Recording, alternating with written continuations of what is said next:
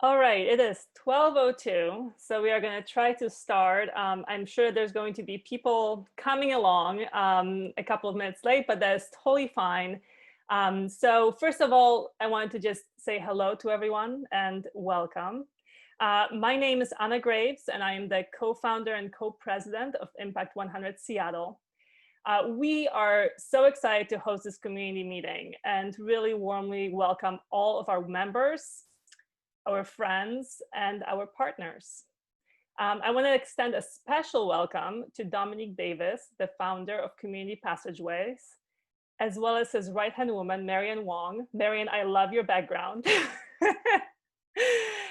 They have both taken time out of their busy schedule to speak with us today and give us some more insight into the amazing work that their organization does. You will be hearing from many members of our leadership team today, and really getting to know our organization and them a little bit better. But before we jump into that, we'd like to take a quick pulse of how everyone is doing. So first, I'd like to ask you to please take a couple of seconds to tell us about your outlook on life these days. So here is a poll. Please fill it out, and we'll go from there.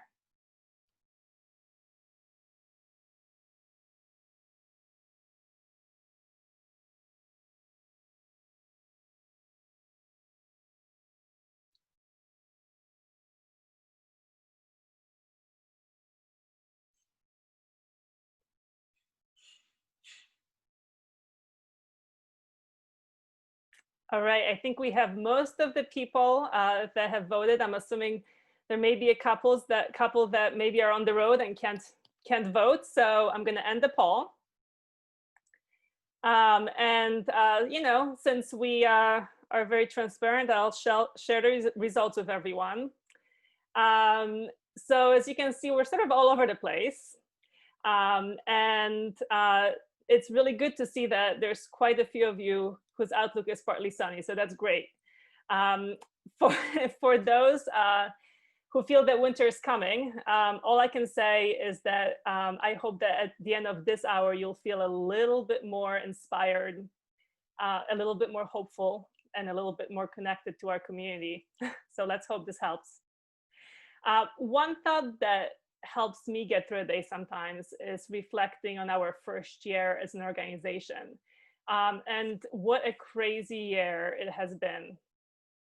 We started out Impact 100 Seattle a little bit more than a year ago, and we knew we wanted to create an organization that is constantly listening, learning, and evolving. We wanted to practice trust-based philanthropy even before that term was a buzzword. And we knew we'd have to do some things differently. However, I don't think anyone expected what 2020 would bring and the extent of the challenges they would bring. But we listened, we learned, and we evolved. 100 members strong, we raised $100,000 with a plan to grant the funds to one organization by November. That's, a month from now. But then COVID hit. We quickly pivoted, voted as a membership, and decided to change our grant plan. We fast-tracked our giving and gave away 5 smaller grants in June to support our community when it needed our support the most. We found 5 transformational community-based organizations that we are so excited to hear from today. After reviewing over 60 applications in less than 3 months, we wanted to go on vacation. But instead, we continued to listen, to learn, and to evolve. We spent the summer reading surveys, attending webinars, conducting interviews, and learning about what you, our members, and our nonprofit partners value the most. We have been planning for year 2 and are excited to bring a lot more learning experiences to you all and continue to build our community. Our vision has evolved slightly.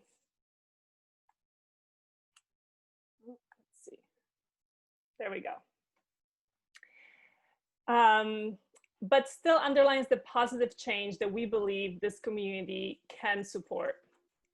We want to connect with women. We want to connect women to each other and local nonprofits, harnessing the collective strength of our community to support transformative change in the Puget Sound. And we want to do that by employing the intellectual, emotional, and financial resources of our members to build a community of thoughtful, educated philanthropists. We hope to support transformation by connecting women to community-based organizations and distributing high-impact collective grants. And so here we are, still listening, still learning, and continuously evolving. We have a great program for the next hour. First, we will talk about our granting principles, give you an update on what our grantees have been up to, and we are very excited to host Dominique Davis for a Q&A. We will finish off with hearing from some fellow members and voting on future education and meeting topics.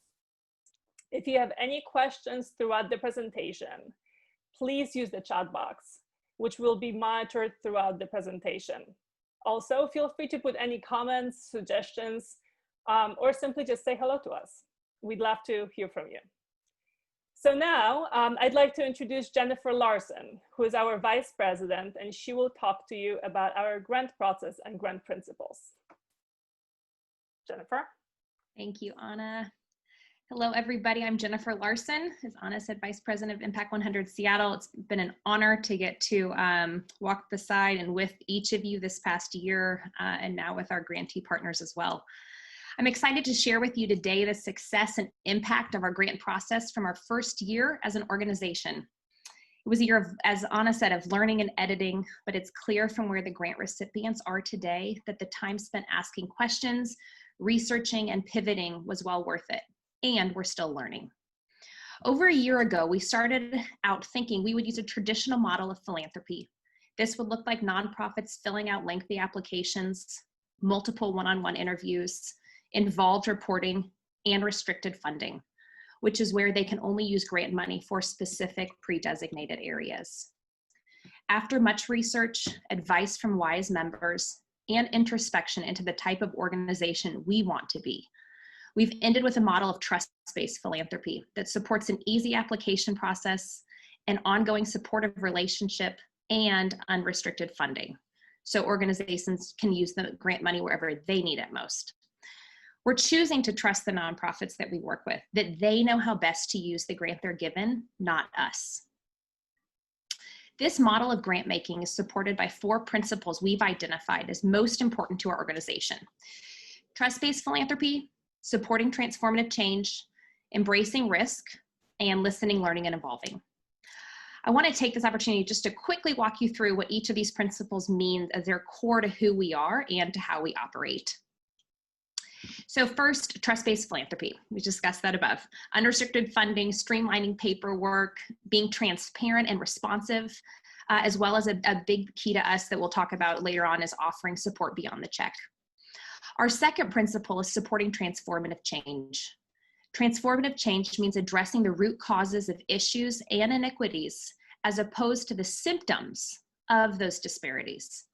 We want to support community-based organizations that work in partnership with others towards collective impact and those that build power among those who may lack it. Our third principle is embracing risk. We are open to supporting newer, unknown organizations, those that don't necessarily have big funders behind them, because we believe that some of the best solutions come from the ground up. And our fourth principle is listening, learning, and evolving. We want to be an organization that grants with curiosity, that learns from each member, each nonprofit partner, or each guest speaker, and that is continually seeking to update our process to ensure that it is unbiased and accounts for changes in the needs of our community. So these 4 principles this past year have led us to investing in smaller 501c3s who are led by strong leaders like Dominique Davis, who we get to hear from, within the communities they serve. These nonprofits are community focused, they address the root causes of issues, and they strive to give a voice to marginalized populations. So what did our first grant cycle look like? Well, using these 4 principles, we launched into a membership-supported expedited grant process. As Anna said, it was, I mean, you just had to hold on and the train was going. Instead of giving funds this November, we granted them this past June. And due to COVID, the membership felt strongly about getting grants out the door quickly and into the hands of those that needed it most. We ended up with a team of 17 women who each reviewed almost 65 applications, pouring hours into making sure we were endeavoring to implement an equitable and transparent process. This team met twice to narrow down applicants from 65 to 12, and then again from 12 to 5. We then presented the final 5 to the broader membership to determine how best to allocate our $100,000 in funds. With trainings for the grant team on personal bias and on trust-based philanthropy, we worked hard to remain in a learning posture throughout the grant process while seeking the most equitable model that supported our 4 granting principles. The outcomes will speak for themselves when you get to hear the triumphs from our 5 grant recipients coming up. And to introduce our nonprofit partners, I'd love to turn the floor over to Nirupa Shah, who with her co-chair of the Nonprofit Relations Committee, Katrina Russell, got the chance to hear firsthand the updates from our grantees. Nirupa?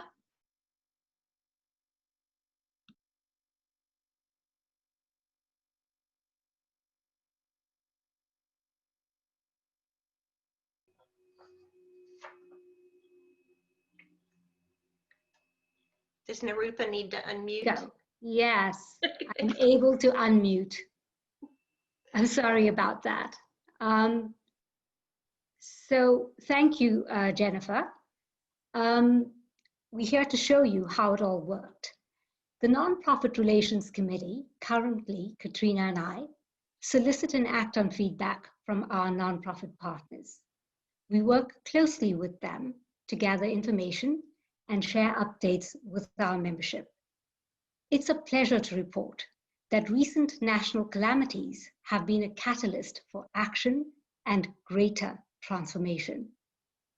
When given lemons, the organizations we support made lemon souffle. Our goal is to assist them with friend and fundraising, facilitate resource sharing, and amplify their message. We connect them to potential collaborators and our membership. Later this year, we will keep membership appraised about what is happening in the local nonprofit world. As you will see in the video, our grant selection process has really worked well. All our organizations work from the community, for the community, restoring them and delivering culturally relevant programs. I'm going to hand over to Katrina to Anna to play the video.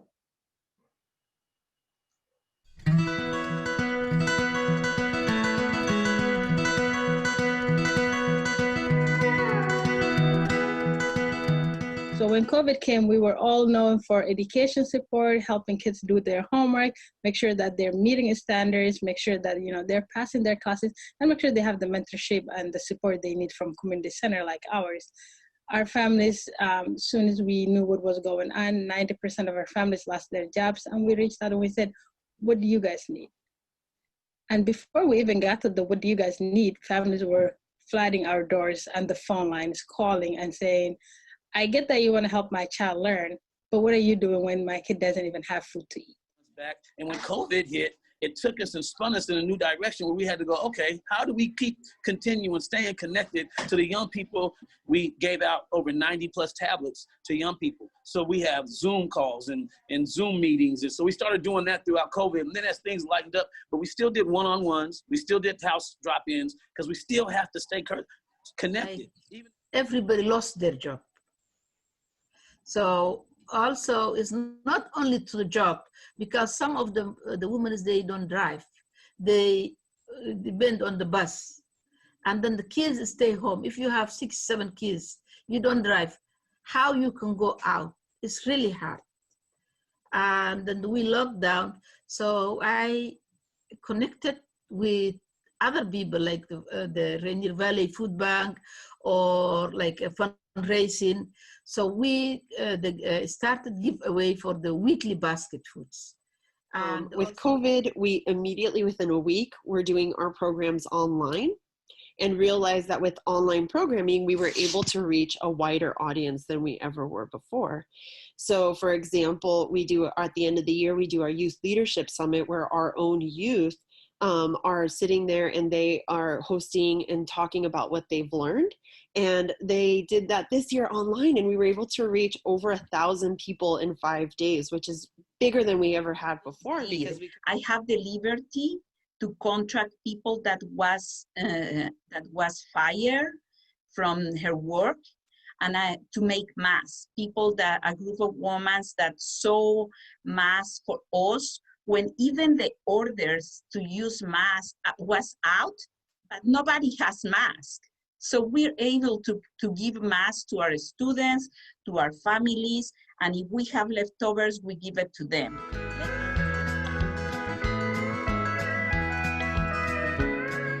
So we work on a lot of legislation, policies, and ordinances with other people to try to push the system to go into a new direction. One of the biggest successes that we've had so far is the fact that we've been able to push through something called Restorative Community Pathways. Restorative Community Pathways is a group of organizations that do community work, and we were able to put a proposal on the table with the prosecuting attorney's office and the King County judges to say, these charges here, push them out of the system for juveniles. Don't charge juveniles for these misdemeanor charges, even some lower level felony charges. Let them automatically qualify to go into community-based organizations and alternatives to get services, to help get housing, help get back in school, help with their education, tutoring, help get into college, help get job training, apprenticeships, internships. So we work with these young people to put them on the right path. And we refer to the shelter. We work with other refugee and immigrant women's places. So we refer. We don't have shelter. Even we don't have Muslim shelters too. The Muslim women shelter, they don't have it. But we refer other shelter, and then we tell them to our culture. Also, if they need interpret, we can interpret them.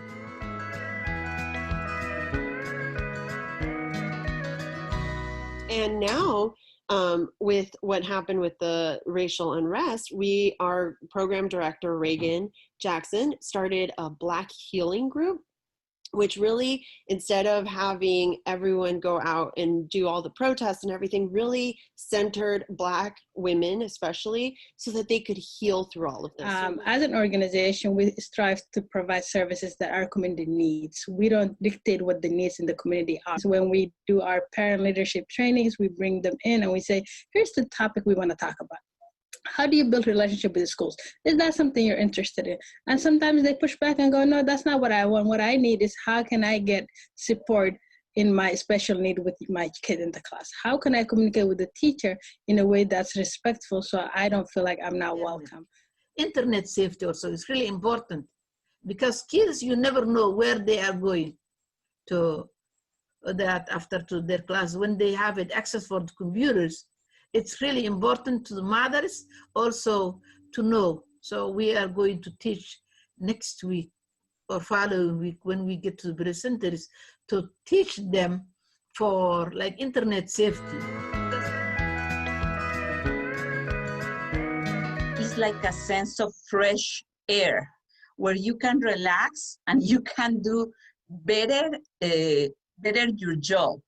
So it's not just make the organization in general to run smoothly, enables to innovation to do things that we can mostly the times are so restricted to do. When it's a special need about materials, about food, about a special need for one specific member of the community that need a special help, we have the liberty to use this money. And I supported that effort. We were able to get technology to the families because they need it. The kids didn't have the technology they need. We were able to get food. We were able to get rental assistance. We are continuously doing that work. We're able to get food vouchers and gift cards to families. We are buying food for families, delivering food. You name it, we're doing it because they asked for it. Community Passageways has been fighting for the community and fighting for the system to change. And the system is slowly starting to change and move in the direction of restorative justice practices so that we can stop the onslaught of so many Black and brown bodies going through the criminal justice system, losing hope, not having opportunity, and feeling like their life is worthless. The biggest thing for us is that we're able to serve and center our BIPOC youth so that they come out of here really learning what their leadership looks like and really being able to go out into their communities and be the leader, whether that's in your family, you know, in your community, in your school, that they know what their leadership looks like. And that it's really, you have a lot of power as a philanthropist and as a funders to please talk with other organizations and other philanthropist foundations, and please talk about what importance is for the organizations to have unrestricted funds, because you are so powerful. Thank you.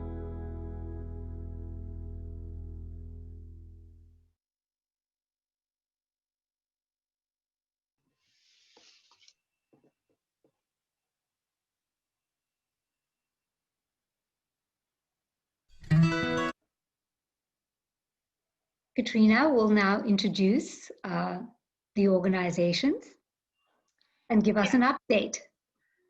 So you're going to hear from Community Passageways, so I'm not going to spend time on them right now. East African Community Services, you may recall, was born 20 years ago out of a growing need to help the refugee or to offer refugee support. It helps clients successfully adjust to their new life in the United States while still preserving their cultural heritage. As all organizations did, they had quite a change in as we've dealt with the COVID and the pivot required for that. They continue to have their community feedback driving their programs. This summer, they had 165 students in a virtual program, so they were able to use the online services. They served 230 families with food and or rental support. 500 backpacks for a back-to-school event were provided. They were able to engage a new development director that's supported by a 3-year grant for the position. But they still have 320 on a waiting list for school support, though they did, in addition, add some mental health programs. Para Los Niños addresses from birth and beyond support and empowerment for the entire Latino family through early learning, kindergarten readiness literacy, and academic skills development, as well as summer outreach and parent leadership and advocacy programs. Though they have a focus on education, they provided a lot of rent and cash assistance this year, including $200 gift cards for many of their families. They provided support for families using Zoom and other online platforms, and they worked very closely with the Highline School District on enrollment, interpretive services, and food support. Narupa, I think you were going to take from there. Yeah, sure. So, despite adverse conditions and severe resource constraints, Somali Family Safety Task Force, a refugee-based nonprofit, raised funds in cash and kind. With funds from us, they expanded services to 2 new youth groups, reaching them via Zoom. They provided citizenship classes in collaboration with attorneys from Catholic Community Services and helped families with immediate needs by helping working mothers return to work and with food supplies. Needs assessments are performed in real time because of their proximity to the community. So, as a consequence, new programs emerged, including but not limited to educating mothers about the juvenile justice system, providing hotel rooms for victims of domestic violence, a healthcare program to prevent chronic diseases that make them more vulnerable to COVID, and connecting women to community mental health resources. The last organization on the list is Young Women Empowered. They are trailblazers, helping leaders of color become transformative change makers of the future. Recent events have pushed them into the cusp of something new. They transformed operations with 3 new hires and flattened their leadership structure. Each director builds a team and implements strategies for direct and deep contact with the change makers they cultivate. The online format has been used to advantage. The new cohort is larger. The open mic session reached over 1,000 participants. Among the topics explored was how the implicit bias in AI entrenches disparity. The current cohort is exploring climate justice for Black lives, opening conversations with donors about wealth redistribution, engaging with City Council about making systemic change, and learning financial management skills. YWE played a substantial role during the protests, providing a Black healing space and forming a white solidarity group. This has now become a sustained initiative.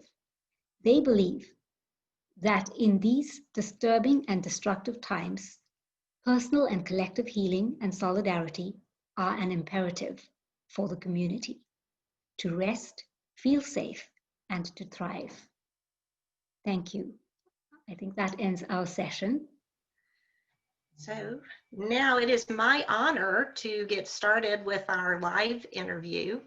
I am just really tickled to be able to facilitate this discussion with Dominique Davis.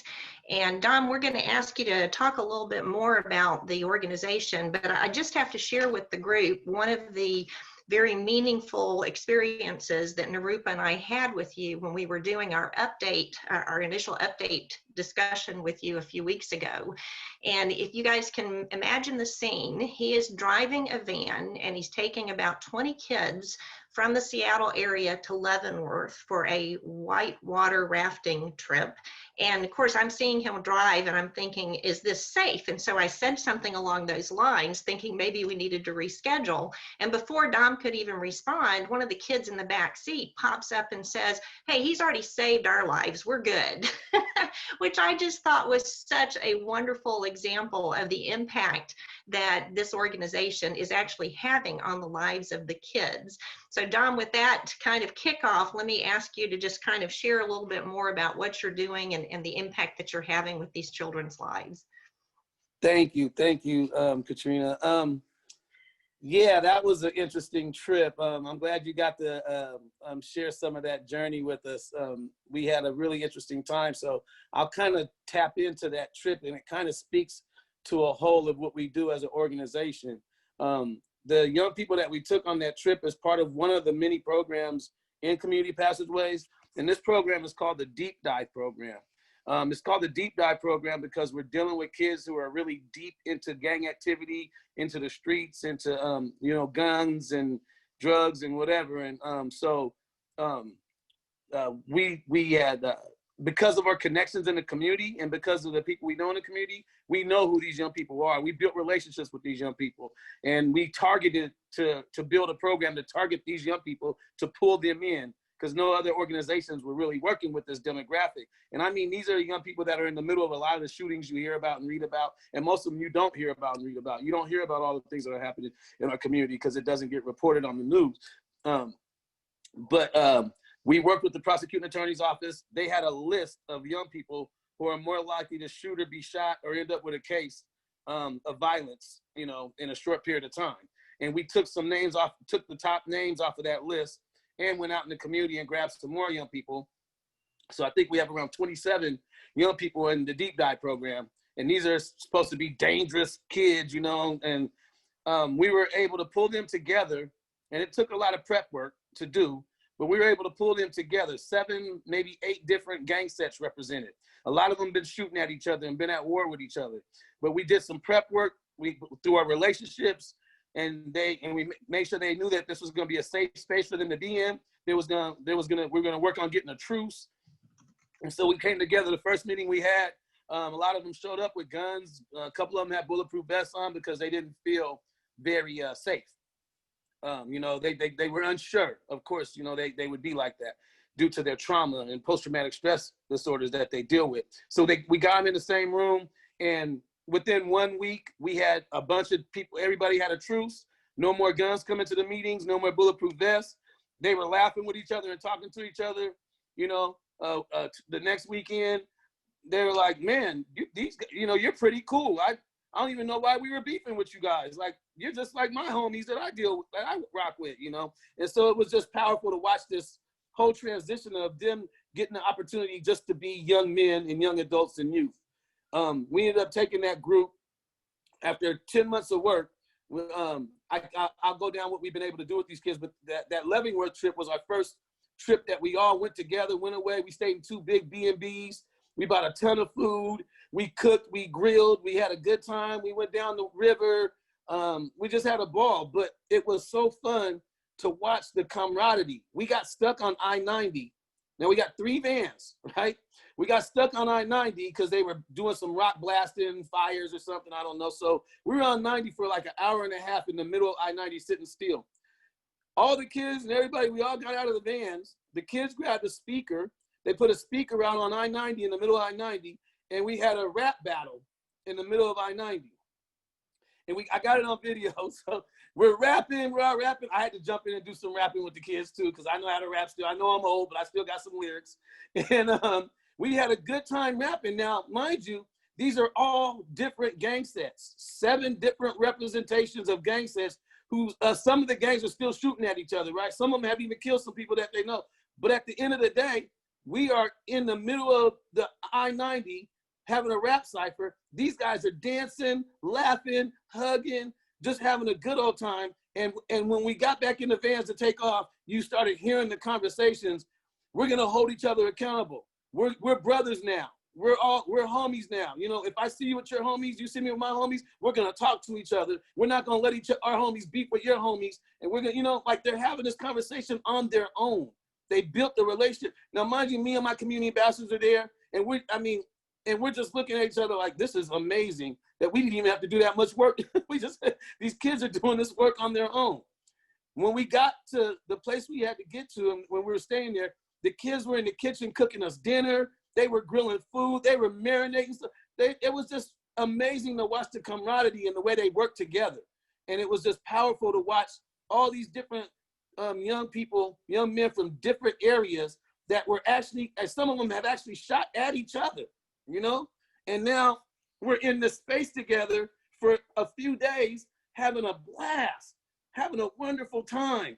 And a couple of the young people from the gang set, they were trying to, you know, talk about getting in a gang or something, and they sat those kids down in the hot seat. They put a circle around them, and those young men went in on them. You don't want to do this. Don't do this. You don't want to live this life.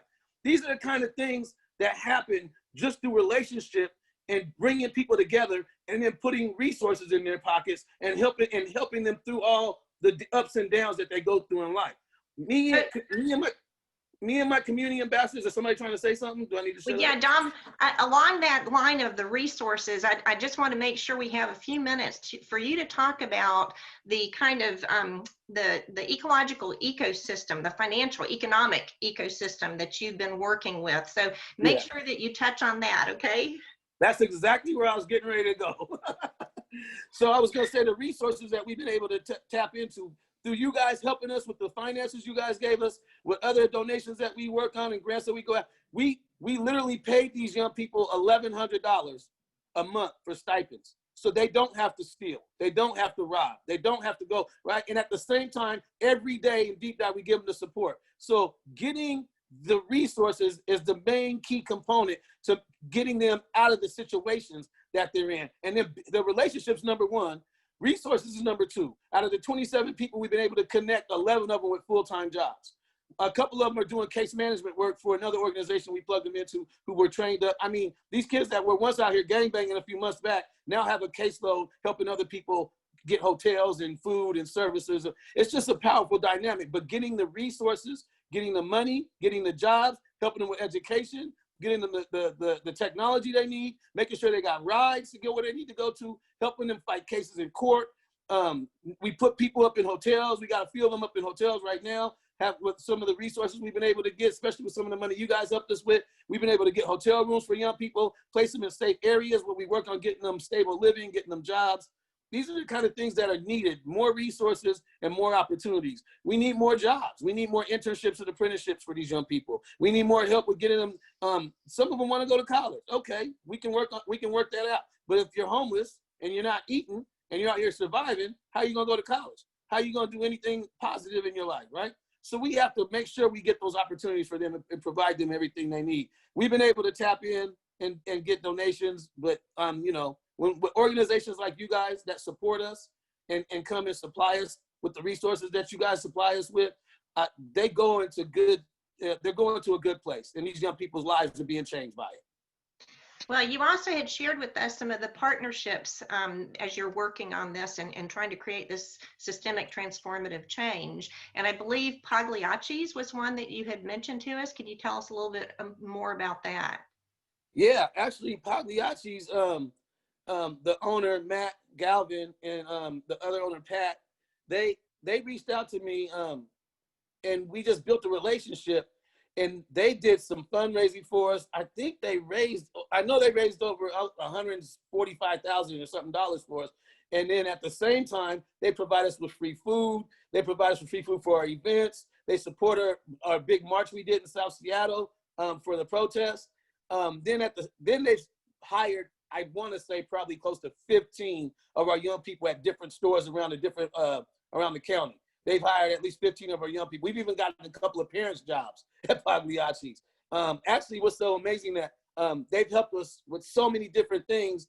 They're gonna put our partnership and our friendship has just grown to a whole nother level. Like, I'm hanging out with these guys. We're having dinner. We're hanging out with our families together, and it's amazing. Like, they literally latched onto us. And so when our young people are having any issues with getting to work or having issues at work or whatever, we set up meetings. We sit down and talk with that young person. They support the young person. Say, hey, look, we'll buy you an Uber to make sure you get back and forth here. Or if something happens traumatizing, we'll give you a couple of weeks off, and then, you know, Community Passageways can work with them to get through whatever they need to get through. These guys are super supportive, and I think their boxes, on the side of their box, starting next year, at the end of this year, on the side of their box, they're going to talk about Community Passageways and their partnership. So when you order a pizza, you'll get to see Community Passageways and the mission statement on the side of the box, pizza box, which is super awesome.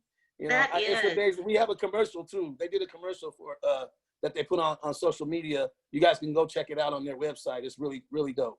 Oh, great. Well, you know, you'd also mentioned with us some big plans for the future and perhaps even a capital campaign. I think we've only got a few more minutes, but if you could tell us a little bit about this, I think the membership would be quite interested. Yeah, so there were some properties that Sound Transit owned when they were building the train, and we partnered with Creative Justice, and then we pulled in Africatown Land Trust, and we talked Puget Sound Transit into handing over these properties, two parcels of properties over to us. And what we want to do is go on a capital campaign and raise, we're trying to raise $20 million is the goal. We want to raise $20 million to build a facilities on one parcel of the property that can house 76 youth and young adults. And on the other parcel, we're going to build a multi-service center where all the services they need, from education to employment to housing to food to whatever they need, mental health, physical health, everything they need in one-stop shop. All those services will be in that building. And we're going to do a lot of programming there. And we have retail stores. We're going to do entrepreneurship classes, financial literacy classes.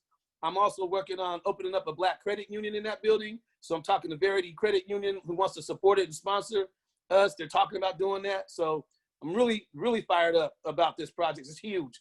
And it's going to answer a lot of the systemic issues that we have in South Seattle. You know, I was really struck by the whole issue of needing job opportunities. And as I recall, when you were telling us about this project, that some of the kids are even working, as I understand, with the architects and with some of the design. Is that right? Yeah, it's awesome. So we have these architects, and they're putting the design together. So we have these things called design ciphers. We have two of them this weekend, Saturday and Sunday. Marianne's a huge piece of that part of the program. And the young people started working with these architects, and these architects are showing them all this different technology on how they build. And a couple of them are like, hey, this is awesome. I want to be an architect. You know what I mean? So I found out that one of the architects are going to be talking to some of the young people later on down the line of get them some internship or they're doing some work with them and exposing them to that. And then at the same time, we're doing priority hire. So whatever development company that we end up paying to build the facilities, we're going to have the young people be apprenticeships, do apprenticeships with them and work on building the same building that they had a vision of. Because this whole vision of having a youth achievement center came from our youth consortium kids, a group of about 30 plus kids that decided that this is what we need in our community. We need somewhere to live, somewhere to eat, somewhere to be able to get that we feel safe and get services from. We need that in South Seattle. We don't have it nowhere.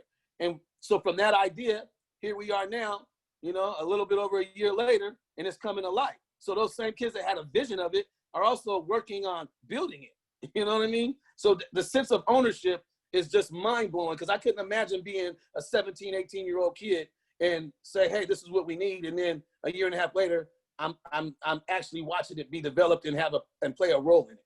That is so exciting, and I think it really teaches the kids a lesson about putting in the work and seeing the effort and the outcome of it. You know, I was wondering, and we've got a question that came in through the chat.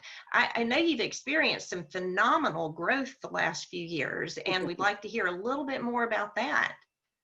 Yeah, just a little over 3 years ago, it was just me, Kim Ford, and a couple of volunteers. That was Community Passageways. And we had about, you know, I'm good at grabbing a bunch of young people. I'll just walk down the street. Hey, what are you doing with your life? I got something for you to do. So we had about 20, 25 young people we were working with back then. And that was my staff. You know, we didn't really have no funding.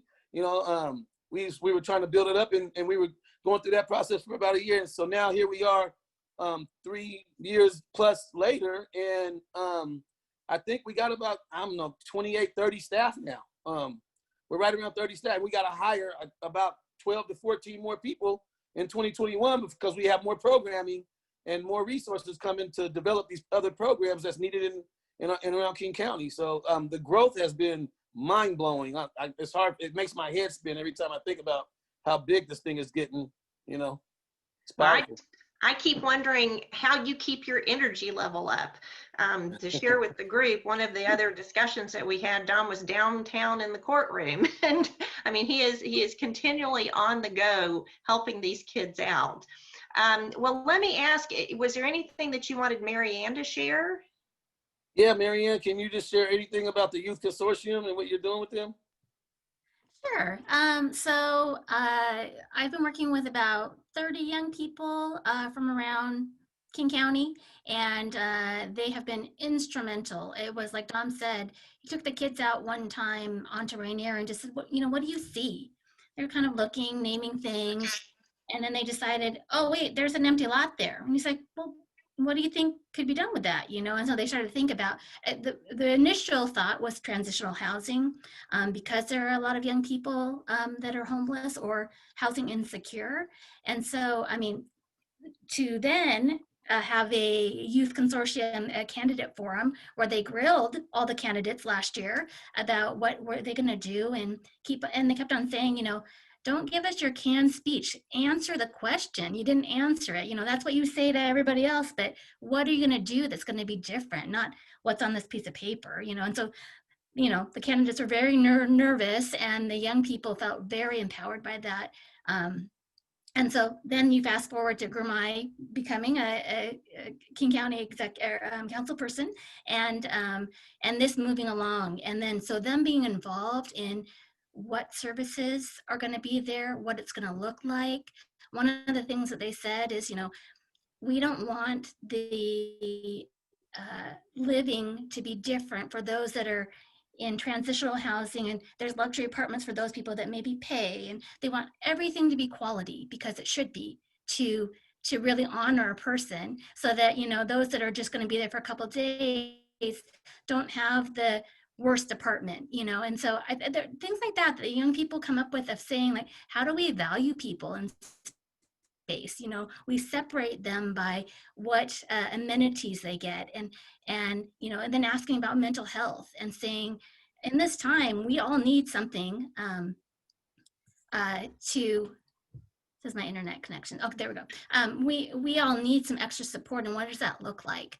So they're just talking about a lot of things that are really great, even solar paneling to help, with electricity. And so I have just been blown away by our young people and the answers that they have. If only we would listen, right? And so, yeah, it's been pretty amazing. So we've got just a couple minutes left. So I'd like to ask Dom, what are the big takeaways that you'd like our members to leave this session with? Tell us what's the most important thing you want us to hear. One of the things there's couple of things. One of the things I need you guys to hear is the fact that because of the work we do at Community Passageways, and there's and other organizations that do similar work, but because of the work we've been able to do, the legal systems have started to change and move in a certain direction. The diversion work that we do is the most important work because we're literally about systems change, right? We're showing the system that the answer ain't locking our young youth and young adults up. The answer is to get them what they need, give them the resources they need. And so now that we're in this position, now we're through a couple of different proposals, we're going to be able to divert 500 to 800 juvenile cases out of the juvenile courts. And I'm excited about that. And on top of that, the work we're doing, we've already diverted over 170 plus years of prison and jail time off the table for youth and young adults in the last 3 years. And we've been able to get hundreds of people housing and jobs. The answer is community alternatives. The answer is in the community. It's not in systems. We have to start thinking outside of the box of the system and think the community has the answer. The system just needs to drop the resources into the community and let the community come up with their own way of dealing with the issues that we have been plagued with, period. And then the other thing I want to leave you with is the fact that I got to raise $20 million.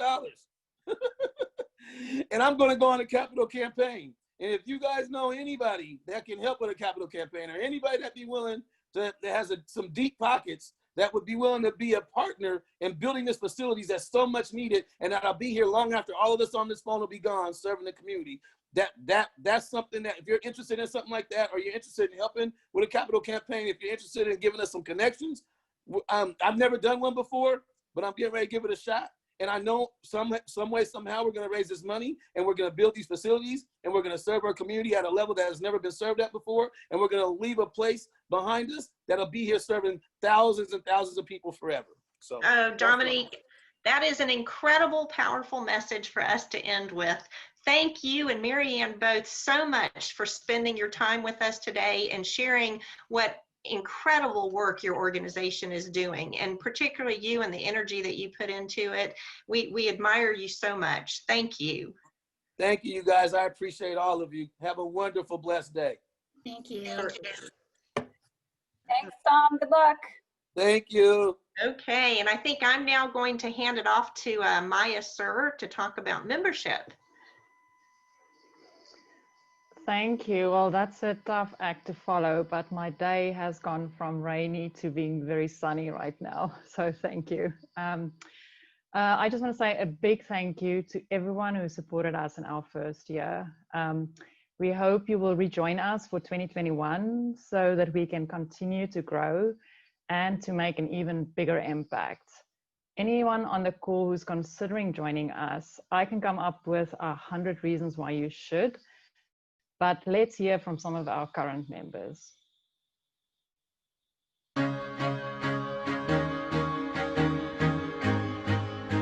Why did I join Impact 100?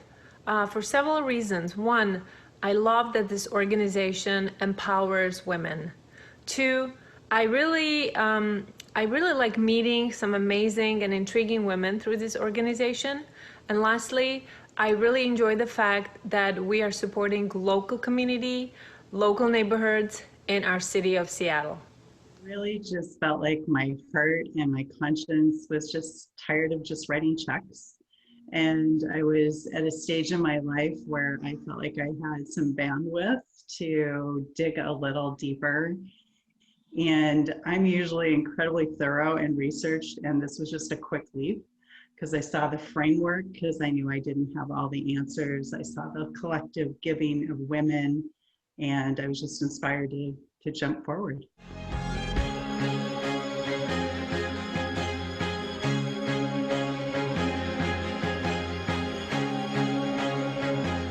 The idea of being part of an organization surrounded by inspiring women from truly diverse backgrounds, joining forces to help and improve community that we all live in was definitely one of the major selling points. I really did witness humility that I saw in the expression of things like, you know, we're trying to figure this out together, or we don't have all the answers and we're here to learn and grow together.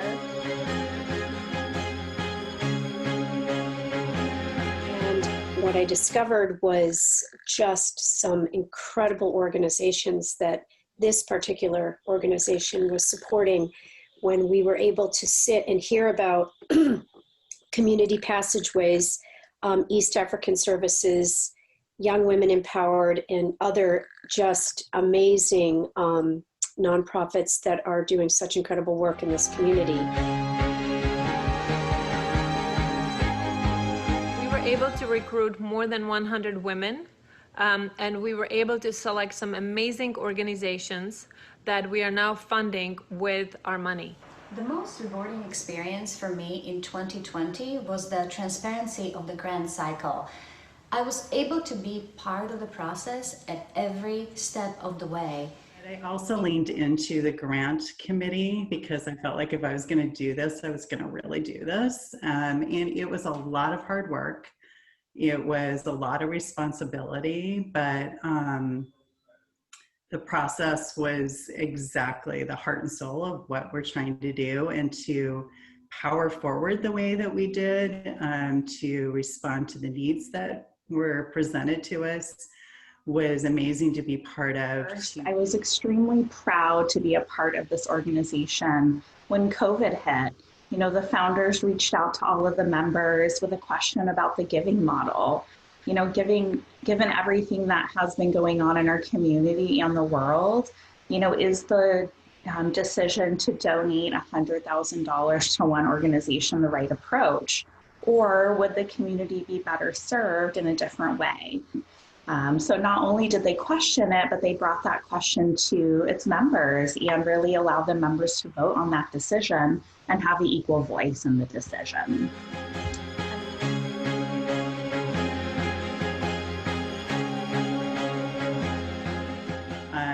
I've really never been in a group of more amazing women. The Piet family is most grateful because you have opened our eyes and opened our hearts. Thank you.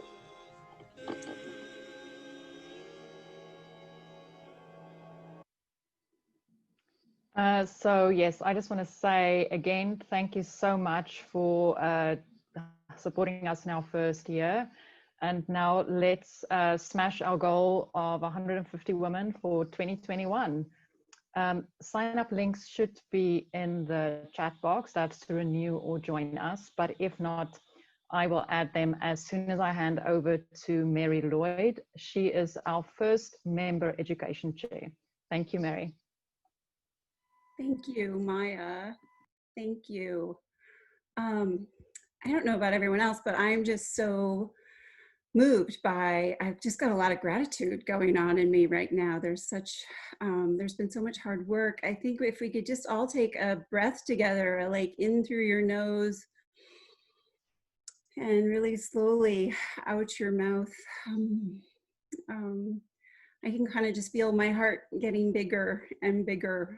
This is just really wonderful to be a part of, and I just appreciate the work and the effort and the ability to go forward with these new relationships and partnerships. So let's hang on to that gratitude. Thank you.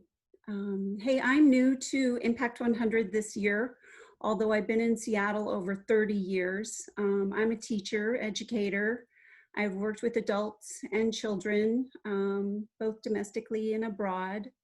I've taught at the university level, and then I've also taught in a lot of informal spaces, museums and zoos and libraries, and community-based nonprofits for the most part. I recently stepped down as the executive director of a nonprofit preschool. So I've always been in the grant seeker side of things, and I'm just really super excited to participate with Impact 100 and be on the grant making side of things. This is really special for me.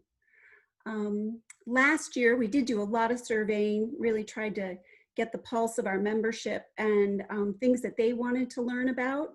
And obviously one of them, and we've started that today, is hearing from our partners and hearing about what is really happening for them, and learning as much as we can and experiencing as much as they are capable of sharing with us. So hearing from Dom today It's wonderful. We're going to hear from Sylvia from Why We at our meeting tonight. And then you can see on the schedule here in November, we're coordinating dates with our 3 other partners. And so we'll be sending out little save the dates and blasts. Everyone's a little on the busy side right now, so we really want to make that convenient and accessible for them.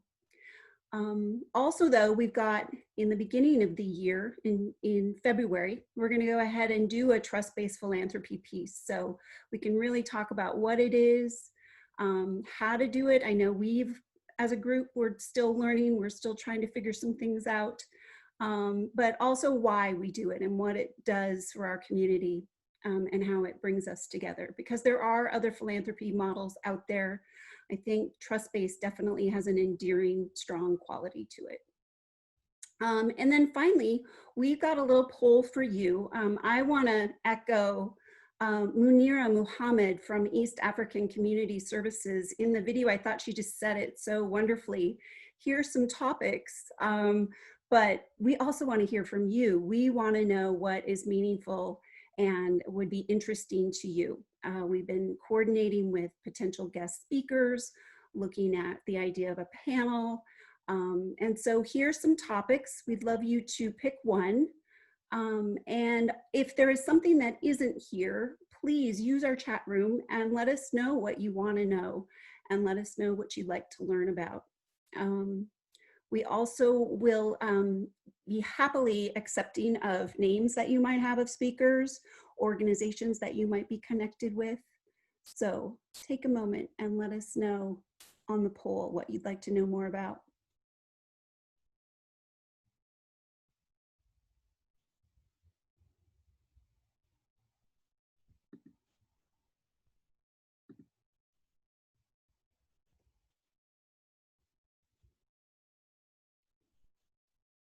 And I think Anna is going to share the results of the poll and wrap us up for today.